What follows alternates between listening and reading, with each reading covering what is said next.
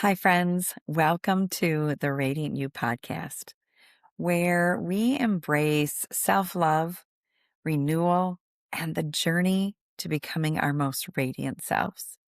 I'm your host, Lisa Cole, a licensed professional counselor, practice owner, speaker, and woman of faith.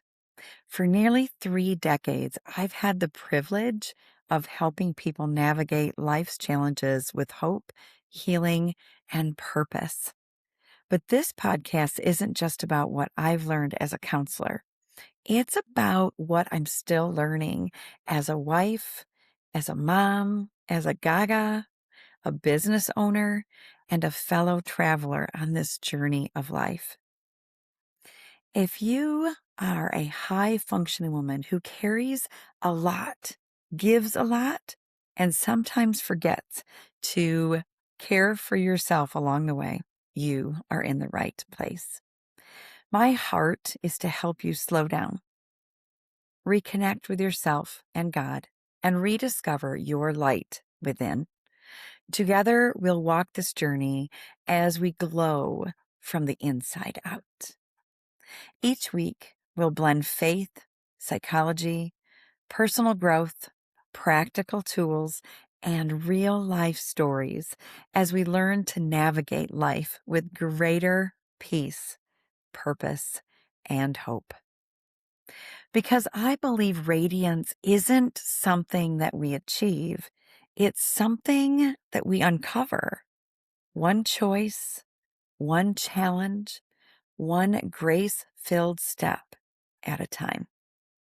Because the world doesn't need a more perfect version of you, it needs the most radiant you.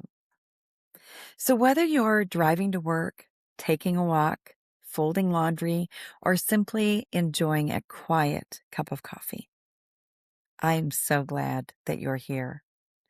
Now, let's begin. Have you ever noticed how quickly a perfectly good plan can unravel? Sometimes before you've even finished your morning coffee. You wake up with every intention of having a productive day.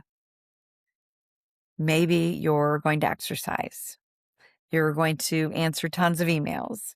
You're going to return a phone call, make dinner, get caught up. Finally feel like you're back on the right track. And then life. A phone call, a concern, a change in plans, a family need, a work issue, something unexpected. And by lunchtime, you're no longer living the day that you had planned. You're living the day that you were given. And I think that's one of the reasons life can feel so exhausting. Not always because we're doing too much, but because we're constantly adjusting, constantly adapting, constantly recalculating.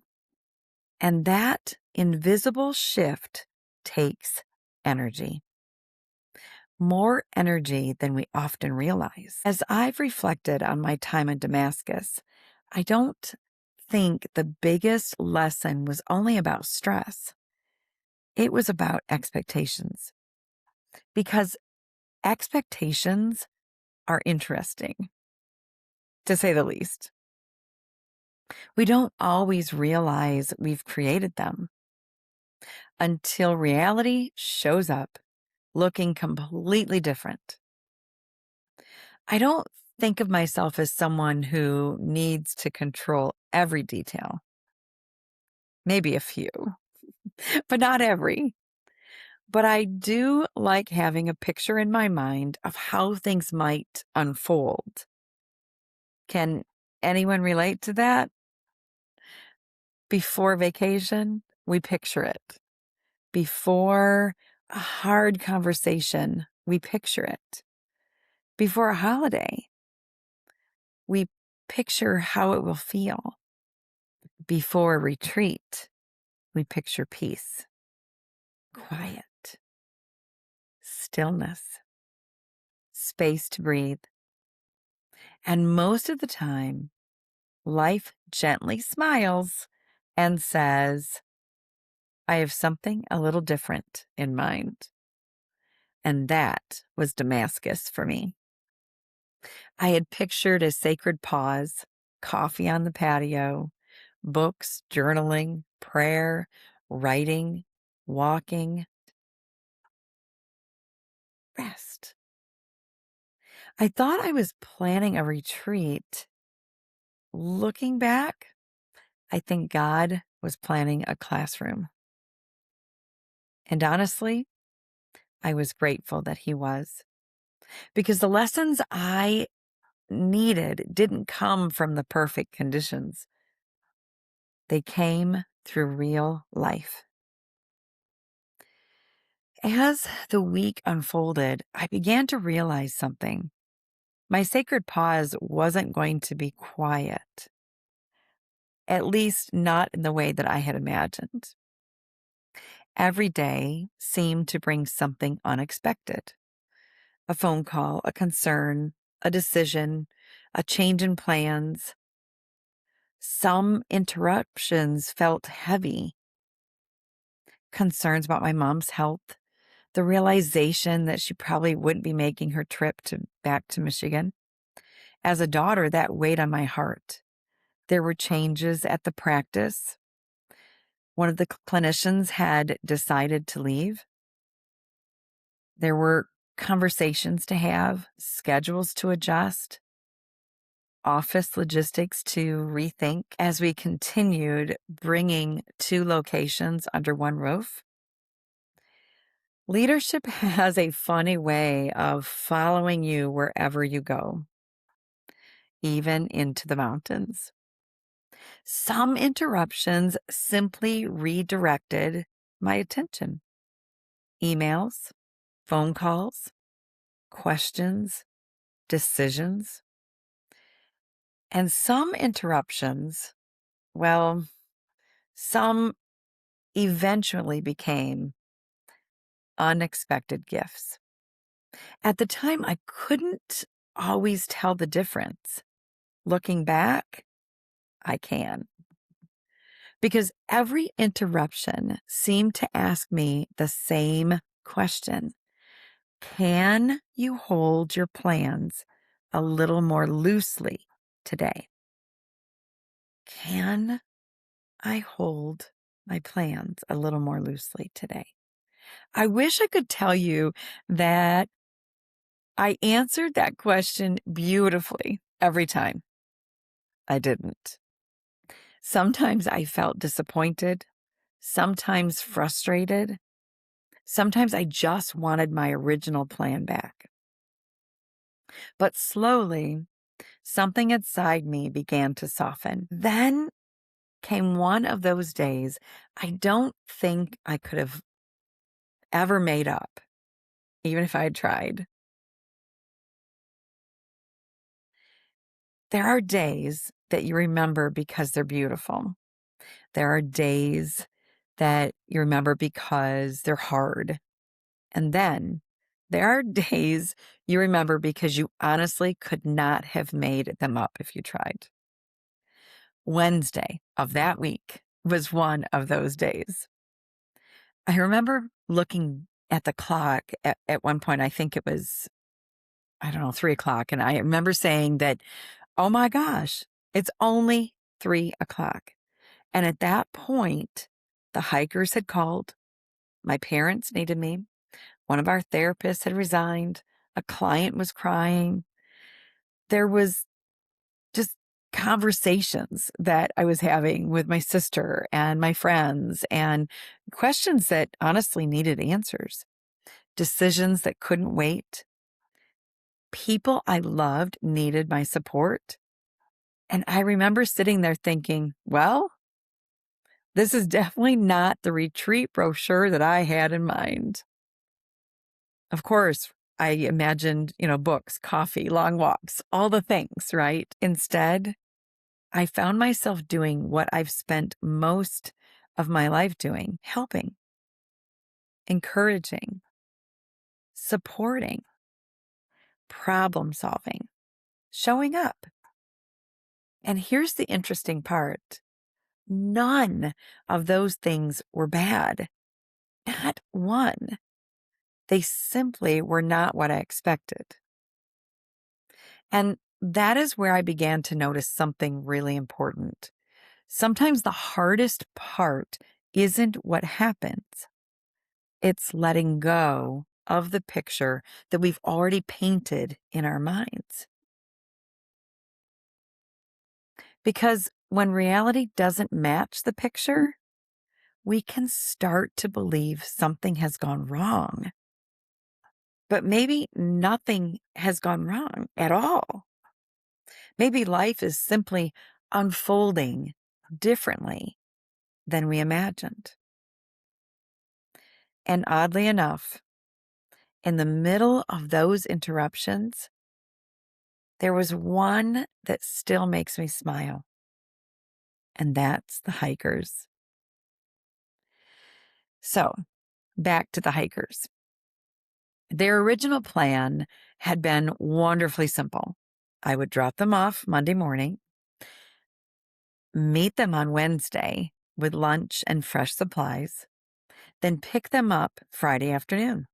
Easy, organized, predictable. Exactly the kind of plan that I like. Apparently, life had another idea.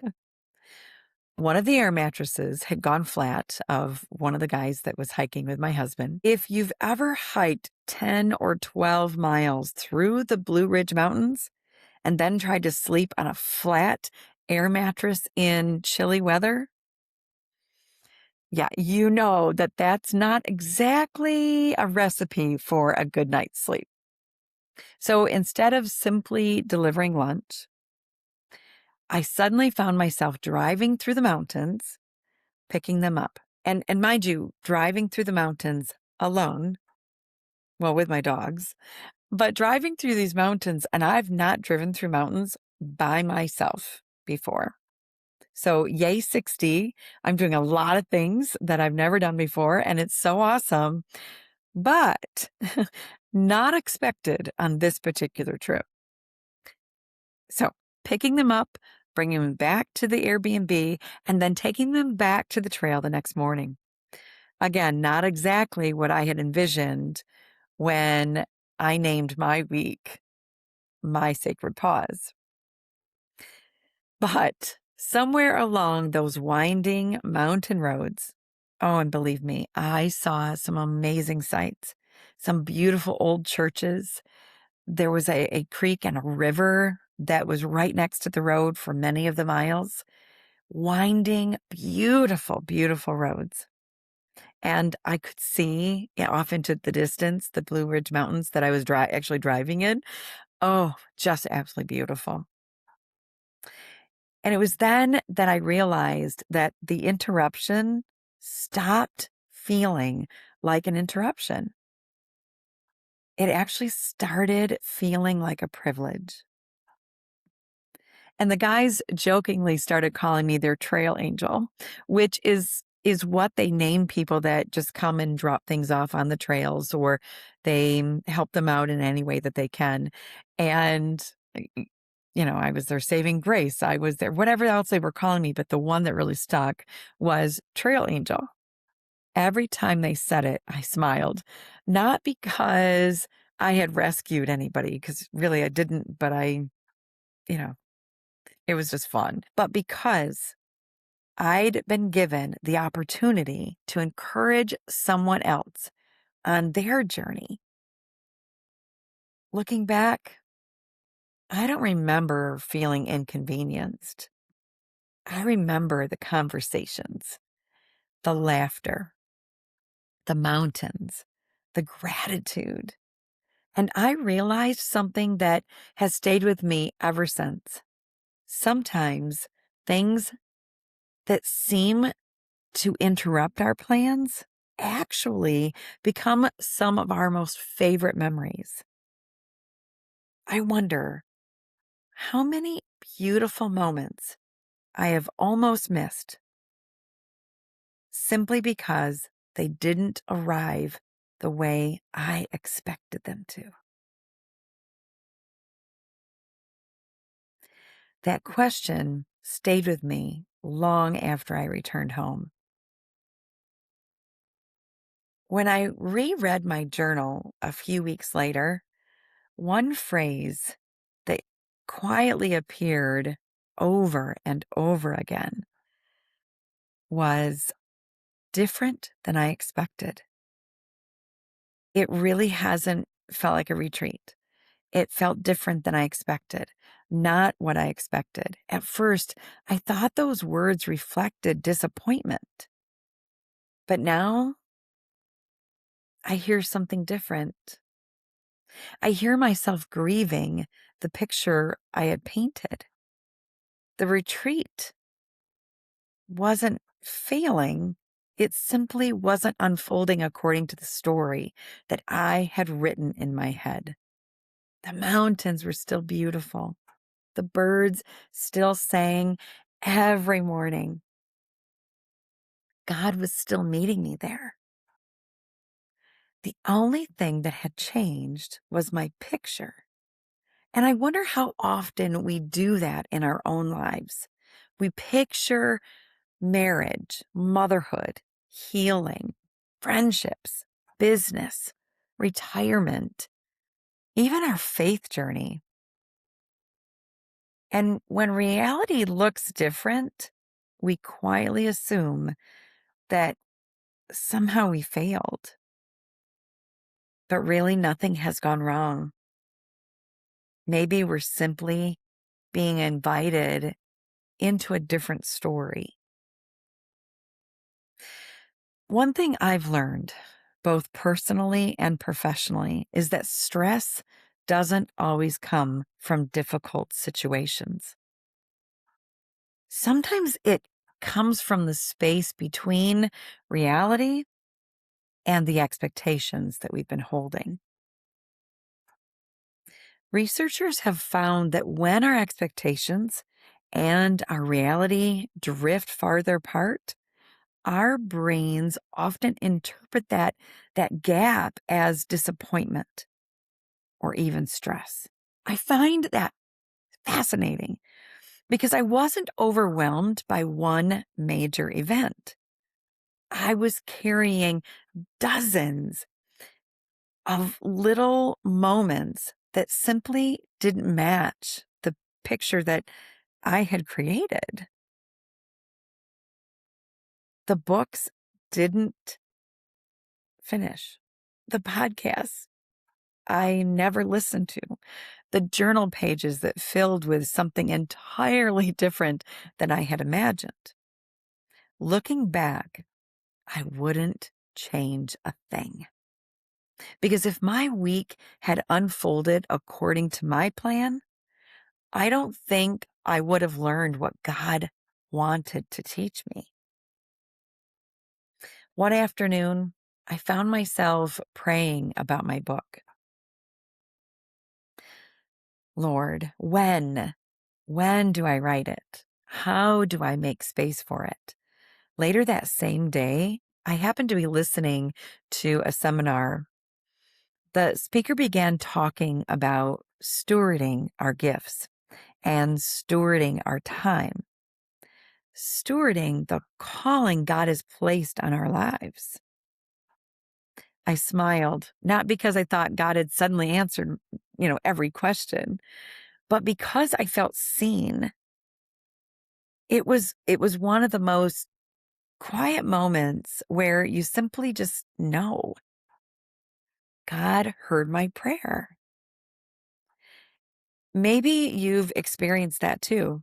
Not a dramatic miracle, just a gentle reminder that He is paying attention. Sometimes that's exactly what our hearts need. One evening after another full day, I curled up and watched a couple of episodes of an old show. Oh my gosh, 20 some years ago it was released, The West Wing. And unexpectedly, I started crying. Not dramatically sobbing, but really crying. Not some emotional breakdown, But just that simple, quiet tears, wipe your face, snot, the whole thing. And it really caught me by surprise.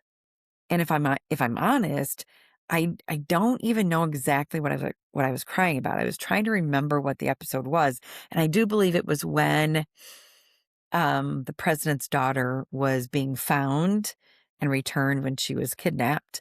And there was something about it that just it just it just got to me. And maybe it was just how the family came together. I don't know. It was just amazing that I was having such a reaction. So I don't even know exactly what I was crying about, but honestly, maybe everything, maybe nothing. Maybe it was simply the first moment that my body felt safe enough to stop holding everything together. Maybe my heart finally had enough room to exhale. Later that night, I wrote something in my journal that has stayed with me ever since. Rest is not always instantly peaceful. Sometimes rest begins with unraveling. That sentence feels even more meaningful today because neuroscience tells us our nervous system doesn't instantly relax just because we've arrived somewhere peaceful. When we've been carrying stress for weeks or months, our bodies often need time to recognize they're finally safe. Sometimes it looks like sleeping. Sometimes it simply looks like finally admitting I'm tired. Maybe the tears weren't a sign that my retreat wasn't working. Maybe they were the first evidence that it finally was. And what I discovered next changed the way I think about stress altogether. On my last morning in Damascus, I bundled up in a blanket once again and stepped out onto the patio before the sunrise. The mountain air was cold, the breeze was quiet, and slowly the sun began making its way over the Blue Ridge Mountains. I remember sitting there thinking, I don't want to leave. Not because everything had gone according to plan, but because somewhere during that week, something inside me had changed. I arrived hoping to escape the noise. Instead, God met me in the middle of it. And maybe that's the lesson that I've carried home more than anything else. Peace isn't always found in perfect situations, perfect circumstances. Sometimes it's found in God's presence, right in the middle of imperfect ones. As women, especially high functioning women, we become incredibly good at carrying things, responsibilities, appointments, conversations, relationships, decisions, people's needs, our own expectations. Eventually, we stop noticing how heavy the load has become because we've grown accustomed to carrying it. I often picture it like a backpack. At first, someone hands you one small stone, no problem. Then another, then another, and another. And eventually, you're no longer carrying a few stones. You're carrying a mountain. And because you've carried it so long, it starts to feel normal. But normal doesn't always mean healthy. Research continues to show us that chronic stress affects far more than our emotions. It can influence our sleep, concentration, memory, immune systems, and even our ability to experience joy. Sometimes our bodies begin whispering long before our minds are ready to listen. Tight shoulders, a clenched jaw, brain fog, exhaustion that sleep doesn't seem to fix. Our bodies are incredibly wise. They often tell us the truth that we've been too busy to notice. And perhaps that's one of the greatest gifts of slowing down, is not fixing everything, simply noticing. When I returned home, one sentence kept coming back to me, not because I had written it in my journal, but because it had quietly become true. Instead of asking, why is this happening? I started asking, what is this inviting me to learn? That one small shift changed everything. It didn't remove the challenges. It didn't erase the disappointments. It simply opened my heart because curiosity has a way of softening resistance. And when we become curious, we often begin seeing God in places that we would have otherwise overlooked. Maybe that's true for you today. Maybe this season isn't the one that you would have chosen. Maybe you're carrying questions that still don't have answers. Maybe you're grieving a picture that never came to be. I just want to gently remind you, God is still writing. And he's really good at writing stories that look different than the ones that we imagined. So here's the question I'd love for you to carry with you this week. Where in your life are you holding so tightly to the picture that you've painted that you might be missing the beauty of the one that's unfolding? Don't answer it too quickly. Sit with it. Pray about it. Journal it. Take it on a walk. Because sometimes the answer doesn't come all at once. Sometimes it arrives quietly, like the sunrise over a mountain. This week, when something doesn't go according to plan, pause before reacting. Take one slow, deep breath and simply ask yourself, what if this interruption is an invitation? You don't have to force an answer. You don't have to pretend it's easy. Just stay open, because openness creates space, and space often makes more room for peace. Before we go, if there's one thing that Damascus taught me, it's this. The life we plan isn't always the life that we receive. But that doesn't mean it's any less beautiful.